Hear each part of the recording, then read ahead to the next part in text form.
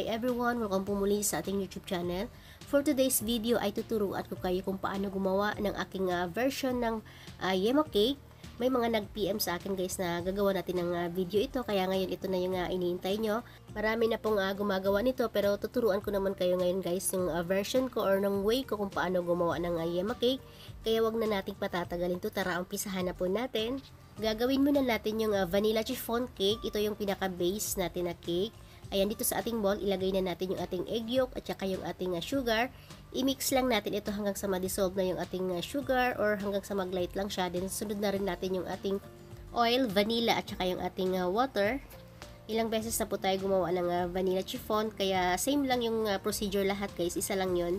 Ang mga technique lang naman yung tatandaan natin dito para hindi tayo pumalpak. Sasalain naman natin ngayon yung ating cake flour or yung ating mga dry ingredients, yung ating baking powder at saka yung ating salt. Kung wala naman po kayong cake flour, pwede po kayong gumawa sa inyong bahay guys. And every 100 grams of all-purpose flour, mag-add lang po kayo ng 20 grams ng corn flour or cornstarch.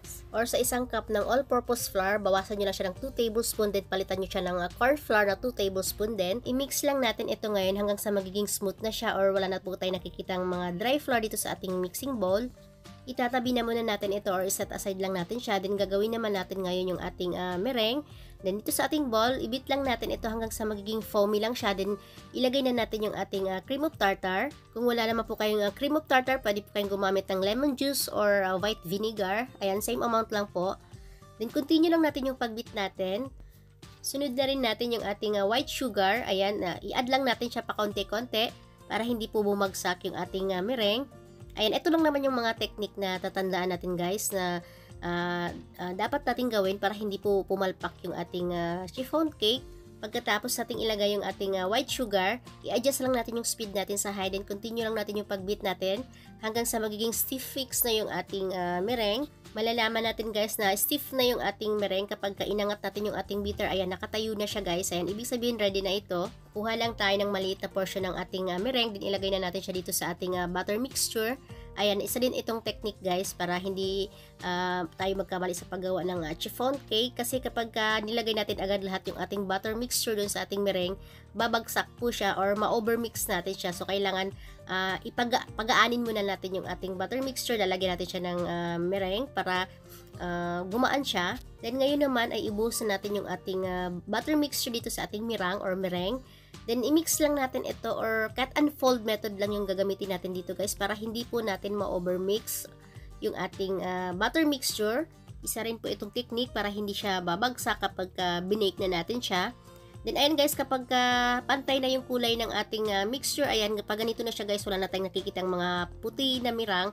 Ayan, pwede na ito guys, ilagay na natin siya ngayon dito sa ating aluminum pan. Pwede nyo naman po siyang i-bake sa anong klaseng baking pan. Pwede rin po dun sa yung lagay ng leche flan na llanera. Pwede rin po dun guys. Then ilagay nyo lang siya sa container yung transparent na nabibili sa palengke. Then ito guys, tinimbang ko pala siya para pare-pareho sila ng dami. Ayan, 130 grams yung bawat isang tin can.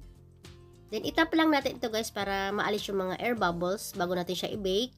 Ilagay na natin ito ngayon sa ating naka-preheat na oven, 160 degrees Celsius ng 25 to 30 minutes. Pwede nyo rin siyang i-bake guys sa malaking tray. Ayan, pinapost ko rin yan sa FB page ko. Binibenta ko rin yung ganyang size.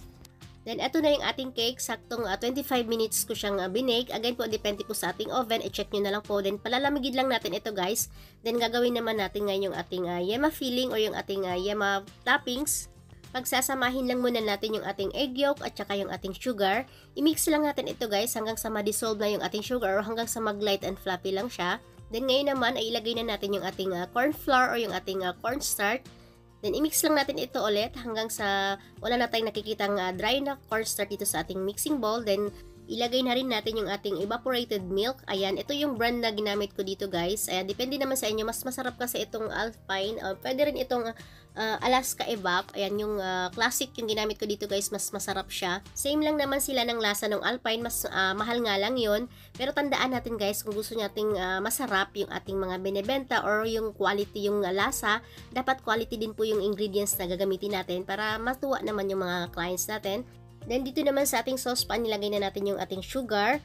Then, ika-caramelize lang natin siya guys hanggang sa magiging amber lang yung kulay niya. Huwag po natin sunugin kasi papait na po yung lasa niya. Ito yung sinasabi ko guys na version ko or ng way ko kung paano ako gumawa ng yema cake. Ayan, nagka-caramelize po na ako ng sugar. Kapag nakikita nyo unti-unti nang natutunaw yung sugar, ayan, i-mix nyo lang siya ng i-mix guys para hindi siya masunog.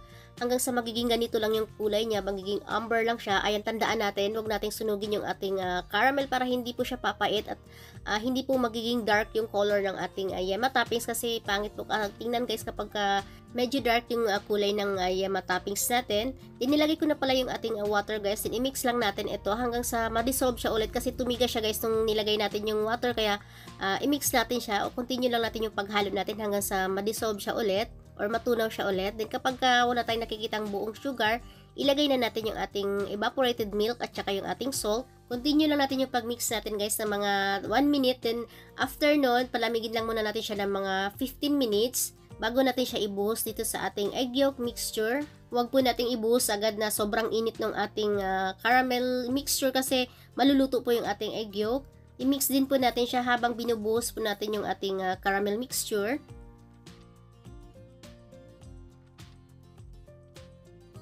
Then pagkatapos nito guys, ibuhos natin siya ulit dito sa ating saucepan. Then lulutuin na natin siya sa mahinang apoy lang din hanggang sa lumapot lang yung ating yema filling or yung ating yema toppings. Dapat continue lang din po yung pag-stir natin or yung pag-mix natin para hindi po siya magbuo-buo guys. Tandaan po, mahinang apoy lang.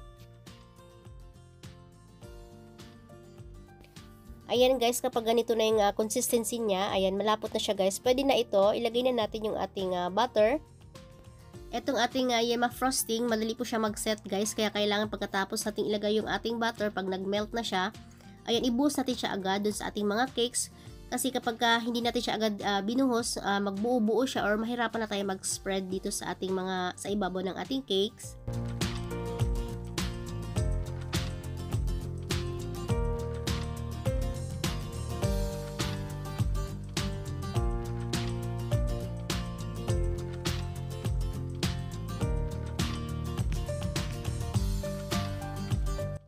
Itong yema frosting natin guys, saktong-sakto lang din siya dito sa ating ginawang cakes. Binebenta ko pala ito guys ng 120 pesos kada isang pan.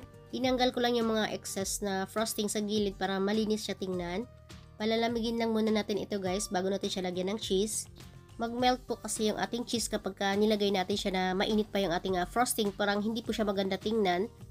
Then ayan guys, malamig na ito, nilagay ko na yung ating cheese sa ibabaw. Then ito na yung ating yema cake. Ayan, pwede na itong tawagin na yema caramel cake guys. Then pagkatapos nito, pwede natin siya muna ilagay sa chiller bago natin siya takpan para talagang malamig siya bago natin siya i-serve. Or masarap din kasi siya guys kainin na malamig. Then ito naman yung ginawa kong maliit guys, and meron din itong takip. Dalawang klase pala yung yema cake na ginagawa ko guys. Ito naman ang tawag dito ay yema caramel cake. Meron din naman ako yung yema cake talaga, yung pure egg yolk lang yung nilalagyan natin ng condensed milk. Meron din po tayo noon, gagawa po tayo ng video noon soon. Pero ito kasi guys, ito yung bestseller ko, maraming nag-order sa akin ito. Then dito guys, pwede na kayo mag-add dito ng logo sticker nyo, ng mga contact number nyo kapag nalagyan na natin siya ng takip. Then ito pala guys, yung palatandaan ng size ng aluminum pan na ginamit natin ay nakalagay dito ay 560 or 560/35. Then ito guys, nilagay natin siya ng ribbon, maganda rin siya tingnan. Then pwede rin natin siya ilagay dito sa box. Ayan, pang loaf bread yung box na ito, parang 7x4 ata yung size nito. Kasya-kasya siya.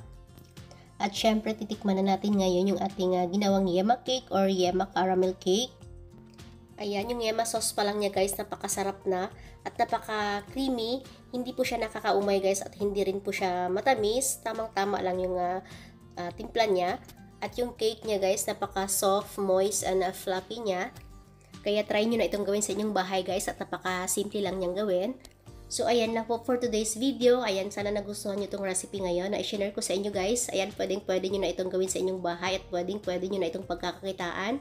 Ayan, kita-kits po tayo ulit sa aking susunod pang mga videos. Maraming salamat po sa inyong panonood. Mag-iingat po tayo palagi.